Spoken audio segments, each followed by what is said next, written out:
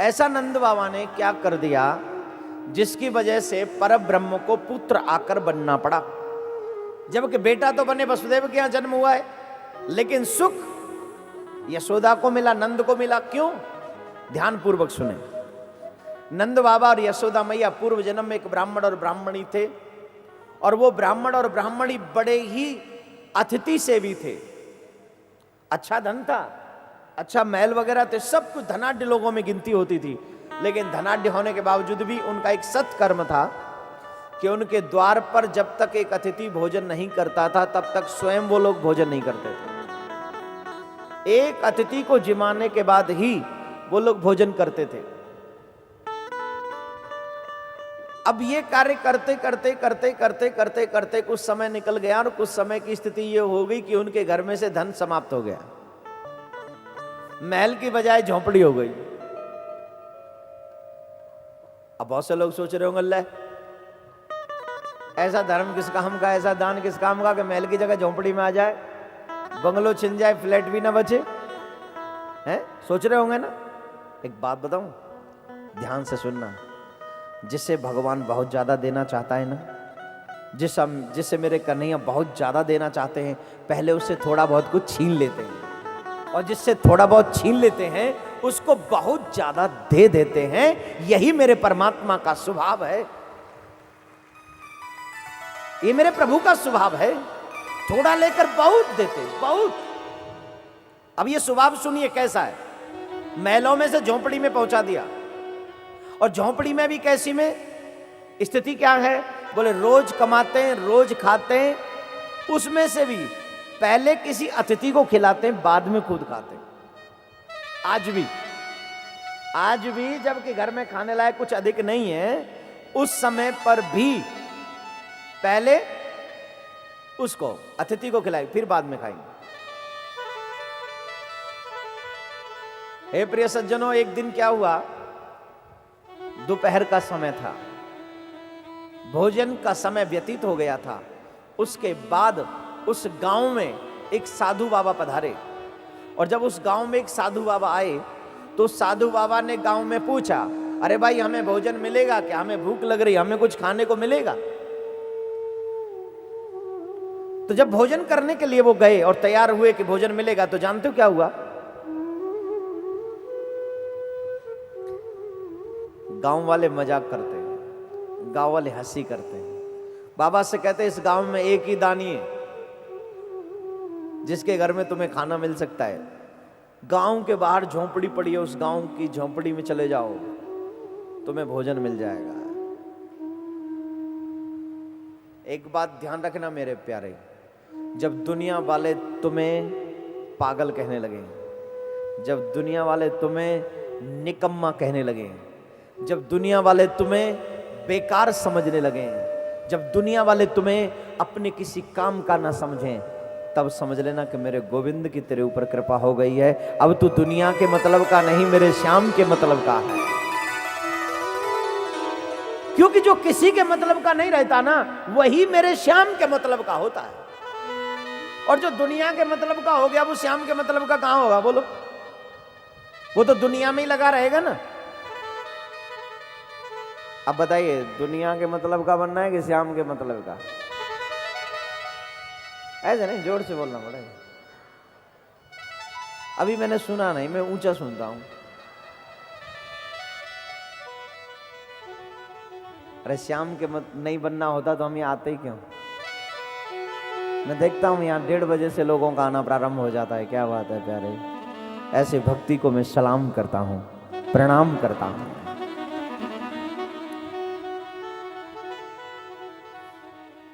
गजब। जो किसी के मतलब के नहीं, वही मेरे श्याम के मतलब, ये निश्चित बात है।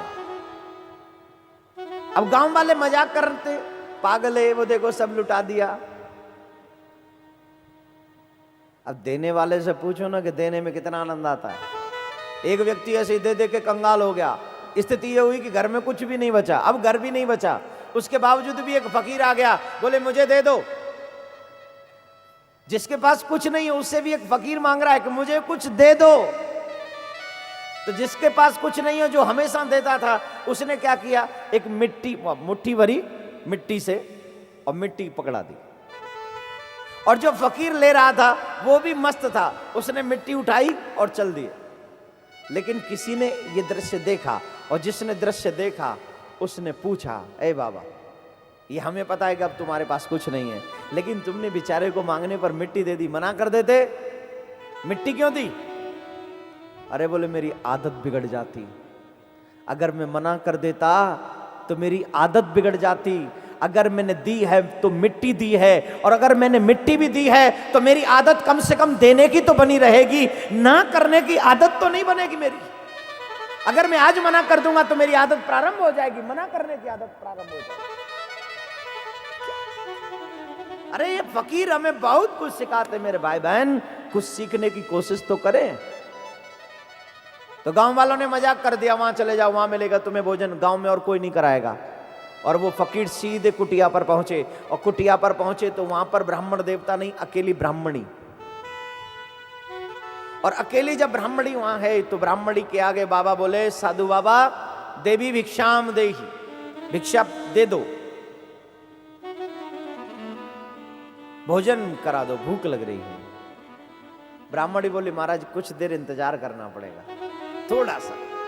क्यों? बोले दोपहर का भोजन था ना, वो तो पूरा हो गया,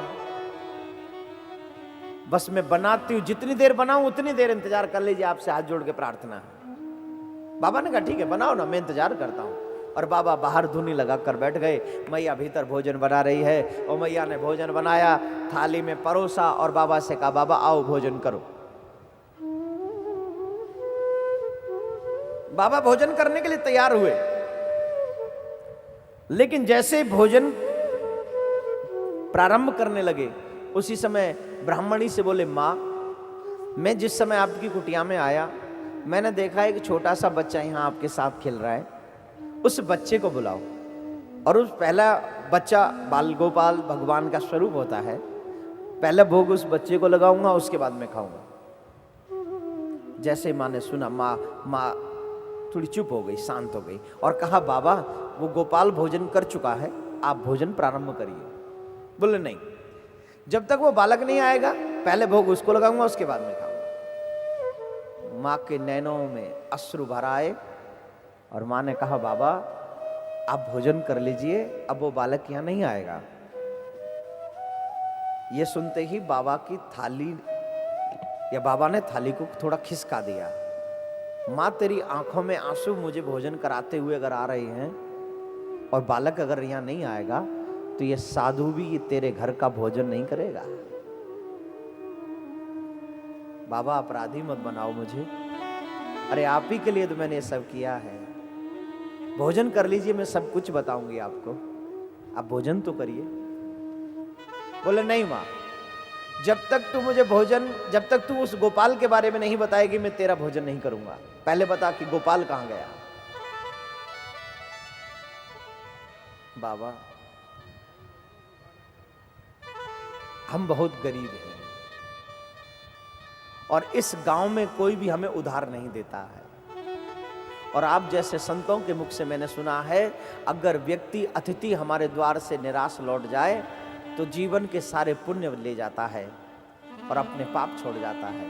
मैं ये नहीं चाहती कि आप मेरे द्वार से भूखे जाएं, और इस गांव में कोई हमें उधार देता नहीं, और हमारे घर में इतना है नहीं कि हम एक बाबा संत को भी भोजन करा सके। जो अतिथि को भोजन कराते वो अतिथि भोजन करके जा चुके हैं। बोल तो फिर तुमने क्या किया? बोले बाबा मैं उस बच्चे को एक बनिया की दुकान पर, एक सेठ की दुकान पर गिरवी रख के आई हूं, और उसने जब अन्न दिया है तब मैंने आपके लिए भोजन बनाया है। अभी तक माँ रो रही थी, अब बाबा रोने लगा है। साधुओं से इतना प्रेम करती हो माँ, बहुत प्रेम करती हो। एक साधु की सेवा के लिए अपने बच्चे को गिरवी रख दिया। एक साधु की क्षुधा शांत करने के लिए तूने अपने बच्चे को गिरवी रख दिया। तेरा उपकार इस साधु से कभी उतरेगा नहीं मां। कितने बरस का है तेरा बच्चा? बोले 11.5 बरस का।